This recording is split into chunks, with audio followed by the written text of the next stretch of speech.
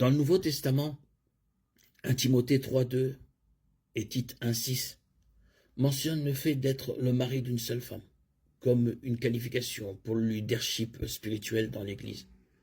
L'expression pourrait littéralement être traduite par un homme d'une seule femme, quelle que soit l'étendue ou la portée de cette qualification. Un polygame ne peut en aucun cas être considéré comme un homme d'une seule femme. L'interdiction de la polygamie ne concerne-t-elle que les anciens et les diacres, les donneurs d'exemple? Non. La norme de la monogamie devrait s'appliquer à tous les chrétiens. Éphésiens 5, 22, 33 parle de la relation entre mari et femme. Lorsqu'il est question d'un mari au singulier, le passage fait toujours référence à une femme au singulier, car le mari est le chef de la femme au singulier. Celui qui aime sa femme au singulier s'aime lui-même. C'est pourquoi l'homme quittera son père et sa mère et s'attachera à sa femme. Et tout cela est écrit toujours au singulier. Et les deux deviendront une seule chair, et non plusieurs chairs. Toujours au singulier.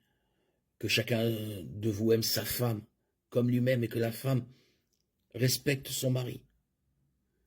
De plus, si la polygamie était autorisée, l'illustration de la relation du Christ avec son corps s'effondre.